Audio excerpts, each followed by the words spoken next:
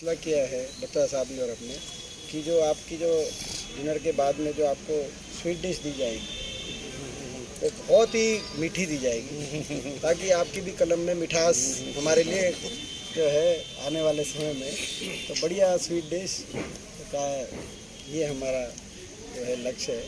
अध्यक्ष जी, बार बार जैसे संगठन की बातें आती है कि बहुत देरी हो रही है, क्या कहाँ पे मामला क्या?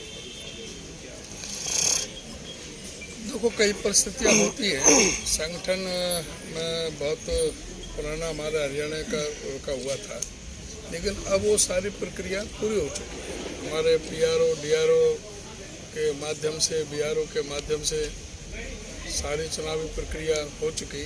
हमारा जो पीसीसी डेलीगेट्स की तरफ से हमने कांग्रेस प्रेसिडेंट को ऑथराइज किया, हमारा प्रदेश इलेक्शन कमेटी के लिए, प्रदेश एग्जीक्यूटिव कमेटी के लिए, वाइस प्रेसिडेंट ट्रेजरर के लिए, एआईसीसी मेंबर्स के लिए। तो एआईसीसी मेंबर्स तो लिस्ट वो सूची आ गई, बाकी ये सूची जो है वो कभी भी किसी समय प्रकाशित हो सकती है। बीच में कई तरह के अवरोध आए। पहले तो उदयपुर संकल्प शिविर आ गया था, वहाँ पर सभी व्यस्त हो गए थे। उसके बाद राहुल जी का आपको पता है कि किस तरह से ईडी और सीबीआई का जो दुरुपयोग चल रहा था, सोनिया जी को भी राहुल जी को भी बार बार जो जिस तरह से परेशान किया जा रहा था उसमें थे। पर उसके बाद में अब ये कर्नाटक का चुनाव भी है, एआईसीसी का अधिवेशन छत्तीसगढ़ में हुआ, उसमें भी कुछ अमेंडमेंट हुए हैं कॉन्स्टिट्यूशन में कांग्रेस पार्टी के। तो ये सब चीज़ को लेकर के थोड़ा सा डिले हो रहा है, लेकिन जो हमारी तरफ से, जो प्रदेश की तरफ से जो प्रक्रिया होनी चाहिए थी वो सारी पूरी अपनी तरफ से पूरी है। किसी भी समय सूची जारी हो सकती है। अच्छा एक मिनट देवेंद्र जी, देवेंद्र जी एक सेकंड, अंकल आप बोलेंगे? हाँ देवेंद्र जी, किरण चौधरी ने कहा है कि अगर अकेले चलेंगे तो अकेले रह जाएंगे, और साथ चलेंगे तो गवर्नमेंट बना लेंगे। देखो, ऐसा किरण चौधरी हमारे वरिष्ठ नेत्री हैं, मैं उनकी बात पर कोई टिप्पणी नहीं करना चाहता, लेकिन हम सब मिल करके, कांग्रेस आज एकजुट है और सभी मिल करके हम काम कर रहे हैं। अब वो अपने तरीके से कर रही होंगी, वो उन्हीं को पता होगा। बाकी हम हर जगह उनको हर मीटिंग में इनवाइट करते हैं। अब उनके मन में क्या है वो ही है, मैं उस पर कोई टिप्पणी नहीं आप तो अध्यक्ष हैं, आपको ही नहीं पता उनका क्या करेंगे? नहीं, अध्यक्ष का वो हमारे उससे परवे से बाहर है, एआईसीसी मेंबर भी है। कोई उसके बारे में कोई भी पूछताछ कर सकते हैं तो हमारे एआईसीसी वाले पूछ सकते हैं, वो पीसीसी के उसमें नहीं है। अच्छा, राहुल गांधी जी की जो भारत जोड़ो यात्रा थी, हरियाणा में काफी समय दिया, 2 फेज में हरियाणा में जो उनकी यात्रा आई, तो कितना प्रभाव मानते हैं उस यात्रा का? आप देख रहे हैं कि कितना अभूतपूर्व लोगों के अंदर जो उत्साह और उमंग जो देखने को मिला और जो जन समर्थन मिला। आपने कोई दिन में रैली देखी होगी, शाम की देखी होगी, कुर्सियों पर देखी होगी, खड़ी देखी होगी, लेकिन सुबह 2 डिग्री टेम्परेचर में और कोहरे के अंदर जो हरियाणा के वासियों ने और मेवात के बॉर्डर पर, राजस्थान के बॉर्डर पर रैली करके दिखाई। और उसके बाद में पानीपत में जो सारे रिकॉर्ड टूट गए, जो भारी जन समर्थन मिला सभी से, फरीदाबाद में, गुड़गांव में, इधर को हमारे पानीपत में, करनाल में, कुरुक्षेत्र में, अम्बाला में, जो अभूतपूर्व जन समर्थन, सारा जो लोग जो सड़कों पर आए, मैं समझता हूँ कि भारत जोड़ो यात्रा के तहत ये पूरे देश में सभी और दूसरे प्रदेशों से हरियाणा का बेहतरीन जो रिस्पांस मिला राहुल जी की यात्रा को, जनता का बहुत भारी जन समर्थन मिला। अच्छा, उसके बाद जिस तरह से राहुल गांधी पर उनकी जो संसदीय सदस्यता है रद्द की गई और उसके बाद जो सजा भी हुई, तो क्या उसका प्रभाव उनकी यात्रा पे, जिस तरह से यात्रा से आप कह रहे जन समर्थन मिला था, तो क्या कुछ प्रभाव मानते हैं? ये उस यात्रा से, उनकी लोकप्रियता से ये घबरा गई सरकार, और ये तरह तरह की साजिशें रचने लगी। और ये संयोग है या प्रयोग है, ये इस बात से जाना जा सकता है कि 7 फरवरी को आदरणीय श्री राहुल गांधी जी ने जो लोकसभा में और राज्यसभा में अगले दिन हमारे कांग्रेस पार्टी के अध्यक्ष आदरणीय खड़गे जी ने जो एक एक करके जो कलई खोलने का जो काम किया भ्रष्टाचार का अदानी जी का, और जो अदानी जी के साथ जो मौजूदा सरकार के जो संबंध हैं उनके बारे में सीधे सीधे प्रश्न पूछे। और ये पहली बार ऐसा हुआ है कि किसी भी लोकतांत्रिक देश में विपक्ष कोई आवाज़ उठाता है तो सत्ता पक्ष उसका अपने तर्कों से जवाब देता है। अगर उसके पास कोई जवाब नहीं है तो वो चुप साइलेंट हो जाता है। लेकिन ये कभी भी नहीं हुआ कि विपक्ष की आवाज़ को बंद करने के लिए उसके स्पीच को ही एक्सपंज कर दिया जाए, जब तक कि उसके स्पीच में कोई अमर्यादित भाषा ना हो, कोई असंसदीय भाषा का इस्तेमाल नहीं किया गया हो। उन्होंने पूरे सटीक सवाल पूछे और वो आज भी उसी चीज़ पर अड़े हैं।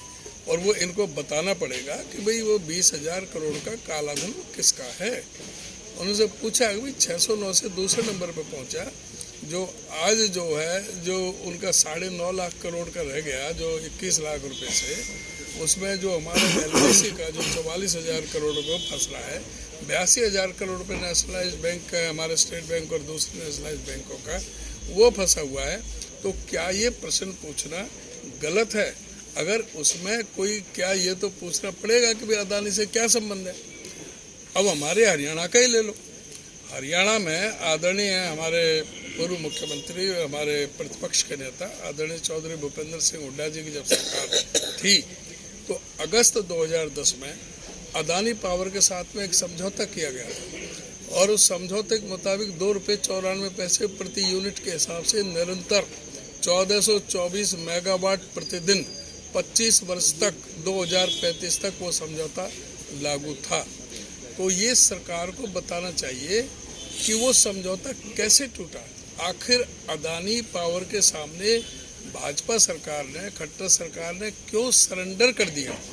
आज जो अचानक जो बिजली बंद की अदानी पावर ने, उसकी वजह से पूरे हरियाणा में बिजली की त्राही त्राही मच गई थी और इस सरकार को 7 रुपये से 12 रुपये तक बिजली उसकी पूर्ति के लिए खरीदनी पड़ी थी, जिसकी वजह से जो हरियाणा इलेक्ट्रिसिटी रेगुलेटरी कमीशन ने 1144 करोड़ रुपए की देनदारी अदानी की तरफ निकाली थी।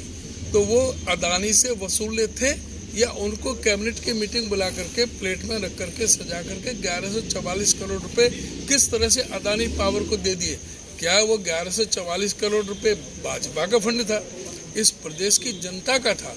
और उसी समझौते में जो नया समझौता किया, जो 1424 मेगावाट का जो समझौता था वो 1200 मेगावाट पर कर दिया। जो ₹2.94 प्रति यूनिट था वो ₹3.20 प्रति यूनिट कर दिया।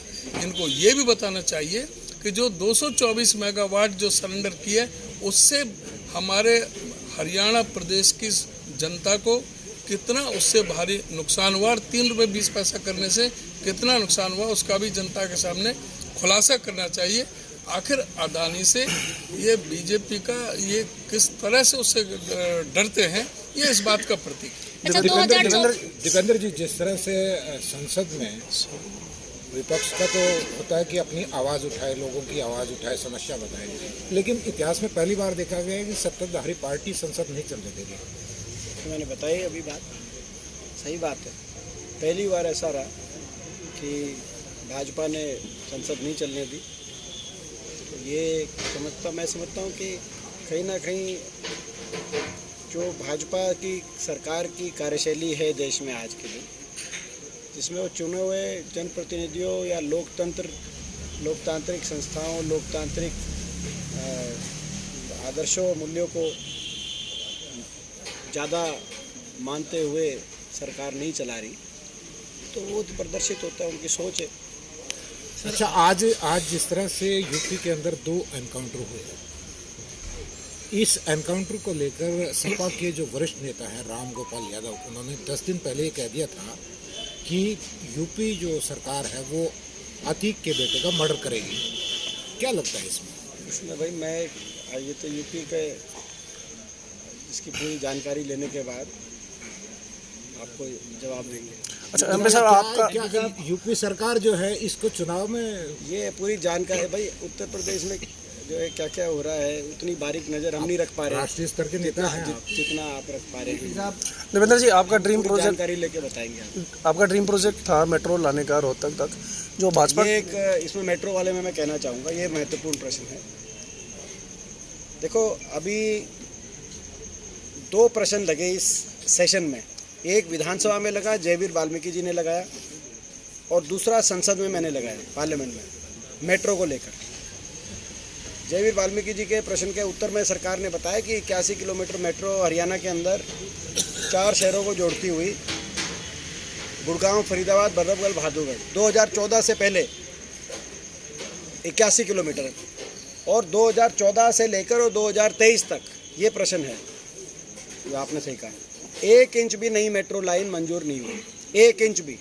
कहाँ 81 किलोमीटर मेट्रो, जिसमें आधा पैसा हरियाणा सरकार देती थी, आधा केंद्र सरकार देती थी, और कहाँ 1 इंच भी मेट्रो की एक खंभा भी नया आगे नहीं हुआ, पहला।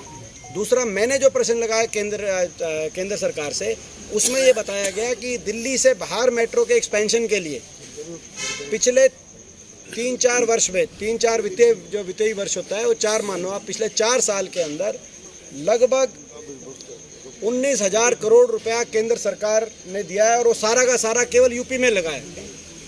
यानी कि उन्हें केंद्र सरकार ने जवाब ये दिया कि हरियाणा सरकार ने कोई प्रस्ताव ही नहीं भेजा। मतलब 19,000 करोड़ रुपए मेट्रो एक्सपेंशन, नोएडा से ग्रेटर नोएडा, ग्रेटर नोएडा से जो है जेवर अपना इधर ये दादरी, उस तरफ की बीयूपी वाली दादरी, चारों तरफ मेट्रो ग्रेटर, और यहाँ 9 साल से 1 इंच भी मेट्रो का प्रस्ताव नहीं भेजा। क्या सांसद मुख्यमंत्री से सवाल पूछना चाहते हैं मुख्यमंत्री जी से कि ऐसा प्रदेश के विकास को लेकर उनकी इतनी जो है इतनी कम रुचि क्यों है। दूसरा, मेट्रो के साथ जुड़ा हुआ एक था RRTS, rapid rail transit system, 4 RRTS एक साथ मंजूर हुए थे, दिल्ली से पानीपत, दिल्ली से मेरठ, दिल्ली से अलवर, और दिल्ली से वाया रोहतक, हिसार, क्योंकि Hisar NCR counter magnet town था। लगभग 26-27 हज़ार करोड़ की लागत से दिल्ली से मेरठ काम पूरा हो गया, उसका उद्घाटन हो गया, ट्रायल रन चल रहा है। दिल्ली से मेरठ वो मेट्रो ही है, RRTS जो मेट्रो को आगे कनेक्टिविटी करती है, वो आगे शहर से बाहर और तेज स्पीड से बाहर दौड़ती है। रैपिड रेल ट्रांजिट सिस्टम आप देखने जाओ, जबकि मेरठ दिल्ली से ज़्यादा दूर है, रोहतक दौर नदी के, यहाँ नहीं थी। प्रश्न ये बनता है 9 साल के बाद कि वो आज तक वो मेट्रो कहाँ गई। सर मेरा क्वेश्चन और मैं सवाल ये बनता है कि हमारा तो पैसा लग रहा था ये मेट्रो में, हमारे सरकार थी तो इन्वेस्टमेंट हो रही थी हज़ारों करोड़ की, मेट्रो की हज़ारों करोड़ की इन्वेस्टमेंट, 4 थर्मल के कारखाने लगे उस समय, परमाणु का कारखाना हरियाणा के अंदर, ये विश्वविद्यालय बने, इनके समय कोई काम हुआ नहीं मगर कर्जा हो गया 3 लाख करोड़। ये प्रश्न उठता है। तो मेट्रो का आपने जो सवाल पूछा कि भाई बड़े दुख की बात है, ये 2 प्रश्न लगे थे, मैं प्रश्नों का आपको जानकारी बता दूं, एक मैंने लगाया था और एक जयवीर वाल्मीकि जी ने लगाया था, दोनों का आप उत्तर देख लो। 1 इंच मेट्रो नहीं 9 साल में, और 3-4 साल में केंद्र सरकार ने 19,000 करोड़ दिया है, और वो 19,000 करोड़ केवल यूपी में मेट्रो एक्सपेंशन के जा रहा है, क्योंकि यहाँ से प्रस्ताव ही नहीं भेज रहे। लेकिन भाजपा के सांसद तो दावा कर रहे थे कि 2nd टर्म के अंदर कंप्लीट कर देंगे। नहीं, वो मेट्रो तो छोड़ो, आप महम की रेल देखो, आप रोहतक महम फांसी रेल की लाइन, जिसका foundation stone Akhil Bharatiya Congress committee के राष्ट्रीय अध्यक्ष उस समय के रेल मंत्री मल्लिकार्जुन खड़गे जी ने रखा 2013 में फांसी में फाउंडेशन स्टोन, और रोहतक के रेलवे बाईपास का फाउंडेशन भी उन्होंने रखा। अगर खड़गे जी आएंगे तो उनको वो जब देखेंगे कि रोहतक में बाईपास का क्या हुआ, जिसका फाउंडेशन स्टोन वो रख के गए थे 2013 में, उनको देख के एक बार तो समझ में नहीं आएगी कि भाई ये मैं रख के तो गया था, इन्होंने कराया तो था कि देश का पहला रेलवे बाईपास था, कि अंदर एक बहुत ही ज़बरदस्त एक सड़क डेवलपमेंट हो, जो है मॉल रोड के रूप में, आपको याद होगा कि हमारी वो था प्रोजेक्ट। तो मगर आपने देखा कि भाई वो ना तो भाई वो हुआ, जब रेल की लाइन ही नहीं बिछी, मेट्रो की तो दूर की बात है। आज तक महम की रेल की लाइन, आप मैं पूछना चाहता हूँ, बुलेट ट्रेन की बात करते हैं, हमारे समय में विदिन 4 साल रोहतक झज्जर रेवाड़ी रेल की लाइन बनकर तैयार हो गई थी कि नहीं, मैं पूछना चाहता हूँ आपसे। फाउंडेशन भी रखा लालू प्रसाद जी ने, और उसका इनॉग्रेशन भी किया। हमारे समय जींद गोहाना सोनीपत रेल की लाइन तैयार हो गई थी, और रोहतक महम हासी इस रेल की लाइन का काम शुरू हो गया था। वो जो काम शुरू हो गया था 25% काम पूरा शुरू हो गया था, वही पूरा नहीं कर पाए। बुलेट ट्रेन की बात 9 साल में कर रहे हैं। ये किस रफ्तार से विकास दौड़ रहा है? आप हम रेल की लाइन की कितने किलोमीटर बिछे वो बता दो, मेट्रो की लाइन कितने किलोमीटर भी बिछी वो बताओ। आप रफ्तार किस तेज से दौड़ रहा है, तो आपके सामने दीपेंद्र जी, ये प्रश्न है। लोकसभा चुनाव 2014 में तो ये मेट्रो वाला जो है ना, अच्छा क्वेश्चन है। ये 2 हमने क्वेश्चन लगाए थे इसमें। 2014 में हरियाणा पर 71,000 करोड़ रुपए कर्जा था, आज बढ़कर 3 लाख रुपए से 3 लाख से अधिक ज्यादा होगा कर्जा। कहाँ गया इतना पैसा? तो बता ही नहीं कहाँ गया। कर्जा तो 4,23,000 है। कहाँ गया बताओ। नहीं कर्जा देखो, इसमें क्या है कि अब कह रहे हैं महंगाई हुई कम क्योंकि बीजेपी में है दम। तो आपका जो सिलेंडर है वो 400 से कम आ रहा होगा, कहीं तो जा रहा होगा। कारण क्या रहा जी? इतना पैसा कोई प्रोजेक्ट चार तो पैसा कोई भ्रष्टाचार भाई, भ्रष्टाचार पैसा कहाँ गया? भ्रष्टाचार। दादा गौतम क्या कह रहे हैं? दादा गौतम कह रहे हैं खोपर एकला ही जीवन लग रहा है। वो क्या जीम रहा है? लेकिन उनकी तो सर 1 करोड़ क्या नहीं क्या वो मैं पूछना चाह रहा हूँ, ये प्रश्न चिन्ह है। वो खोपर एकला तो जीम रहा है, लेकिन वो खोपर एकला क्या जीम रहा है? वो ये जो है ये अपना जो विकास का पैसा है, ये भ्रष्टाचार की भेंट चल रहा है। हरियाणा के अंदर खुली लूट है, ये स्थिति है। सारा माइनिंग का घोटाला, शराब का घोटाला, रजिस्ट्री घोटाला, और जो आप बोल रहे हो ना, इन्होंने गुड़गांव में एक औद्योगिक उनका NRIs का मेला लगाया था जो, और हाँ, तो वहाँ पे इन्होंने करीब 200 करोड़ रुपए आप भगत पे खर्च कर दिए थे। NRIs के लीला होटल में इंतजाम करवाया था। 6,19,000 करोड़ का निवेश की बात करी थी इन्होंने। 407 MOU सिग्नेचर की बात करी थी।